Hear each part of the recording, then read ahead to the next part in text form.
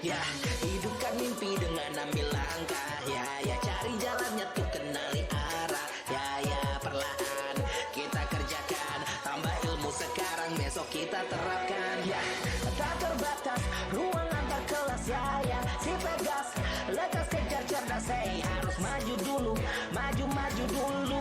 Perjuang dulu. Ingin sampai jauh, maju dulu. Ingin skill yang baru, maju dulu. Ingin capai tujuan, juang dulu. Juang dulu. Warahmatullahi wabarakatuh. Selamat pagi para peserta didik yang ada di rumah. Semoga kalian semua dalam keadaan sehat walafiat. Kita hari ini akan membahas materi kebugaran jasmani. Oleh sebab itu, sebelum kita membahas materi ini, alangkah baiknya kita berdoa menurut agama dan keyakinan kita masing-masing. Berdoa dimulai. Berdoa selesai. Ya, hari ini seperti janji saya pada pertemuan-pertemuan sebelumnya, hari ini kita akan membahas materi tentang kebugaran jasmani. Apa sih kebugaran jasmani itu? Setelah kita mempelajari dari kelas 7, 8 maupun kelas 9, hari ini adalah dimana kita akan mempelajari secara lebih dalam berbagai kebugaran jasmani dari pengertian, bentuk latihan, serta manfaat. Oleh sebab itu, sebelum kita mulai mempelajarinya, alangkah baiknya kita menyimak tampilan berikut ini sebagai jadi bahan acuan untuk Anda semua yang ada di rumah. Oke.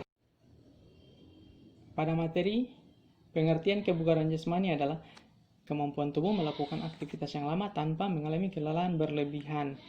Artinya dia mampu melakukan aktivitas yang lama tanpa mengalami kelelahan yang berarti.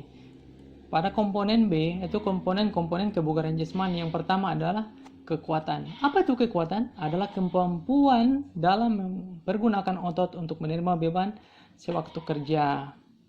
Dan untuk bentuk latihannya kita dapat lihat ada push up, ada sit up, ada pull up, ataupun nanti ada back up dan lain-lainnya.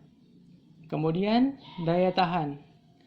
Daya tahan endurance atau kemampuan seorang untuk dalam mempergunakan sistem jantung dan paru-paru peredaran darahnya sehingga efektif untuk menjalankan kerja secara terus-menerus. Bentuk latihannya adalah bentuk latihan kardiovaskular, yaitu bisa jogging, bisa lari jarak yang cukup jauh, ataupun lari nanti 12 menit 2,4 km.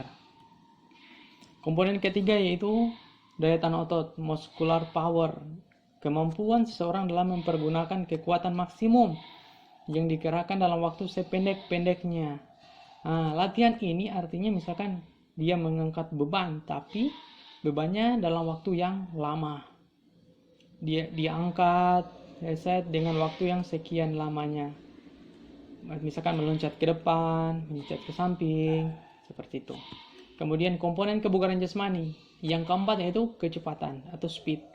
Artinya kemampuan seseorang untuk mengerjakan gerakan berkesinambungan dalam bentuk yang sama dan waktu yang sesingkat-singkatnya. Contohnya itu berupa lari 50 meter, 100 meter, 200 meter. Yang kelima itu daya lentur atau flexibility. Artinya orang menyesuaikan diri dengan segala aktivitas dengan pengeluaran tubuh yang luas. Artinya dapat melakukan gerakan-gerakan yang lentur, contoh split, kayang, ataupun nanti cium lutut, seperti itu. Yang berikut adalah kelincahan, agility, kemampuan seseorang mengubah posisi di area tertentu dengan cepat dan tepat. Misalkan dari depan ke belakang, kiri ke kanan, dari samping ke depan. Bentuk latihannya misalkan seperti lari zigzag, loncat-loncat, kiri kanan, seperti itu. Pada intinya adalah berpindah dengan waktu yang cepat. Koordinasi, kemampuan seseorang dalam mengintegrasi berbagai gerak berbeda ke dalam pola gerakan tunggal secara efektif.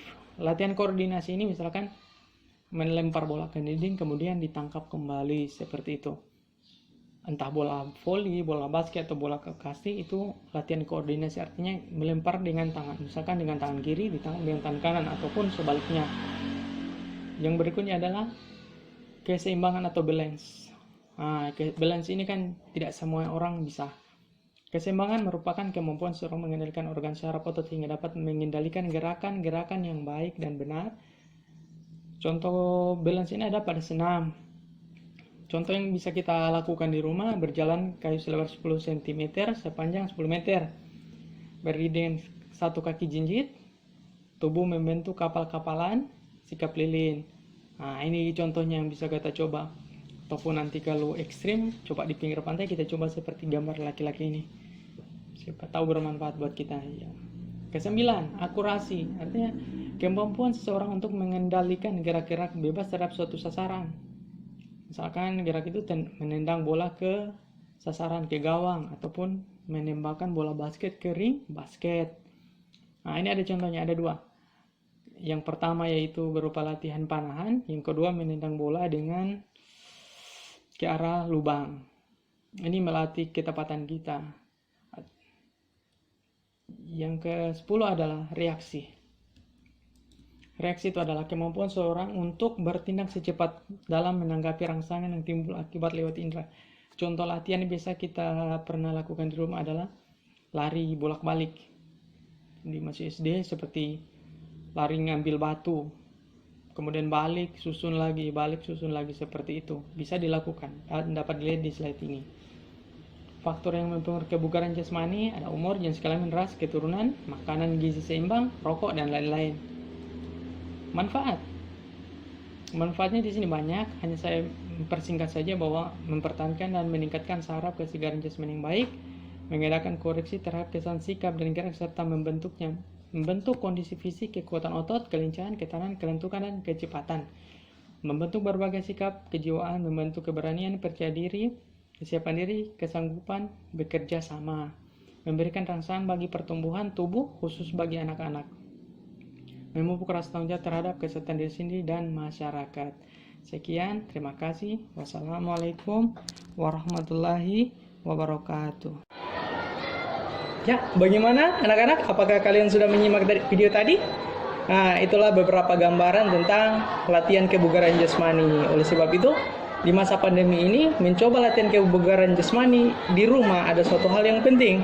Bukan hanya untuk sebatas mengerjakan tugas dari materi itu, tetapi juga untuk menjaga kebugaran kita. Oleh sebab itu, setelah menyimak tadi dari penjelasan, pengertian, kemudian beberapa bentuk latihan, saya mengharapkan kepada kalian mencoba di rumah sesuai dengan tugas yang ada di LKPD. Oleh sebab itu, kalian harus merancang sedemikian rupa, dibantu teman ataupun orang tua untuk bisa melaksanakan tugas yang sudah ada di LKPD tersebut. Oleh sebab itu, sama-sama belajar, mari kita berbuat untuk menjaga kesehatan kita. Untuk lebih lengkapnya, saya akan memberikan beberapa link yang sebagai bahan untuk menambah pembelajaran Anda di rumah, yaitu bisa dicari di YouTube yang ada di setelah ini saya akan tampilkan. Oleh sebab itu, simak terus video ini, semoga bermanfaat. Dan jangan lupa jaga kesehatan Anda di rumah. Terima kasih. Wassalamualaikum warahmatullahi wabarakatuh.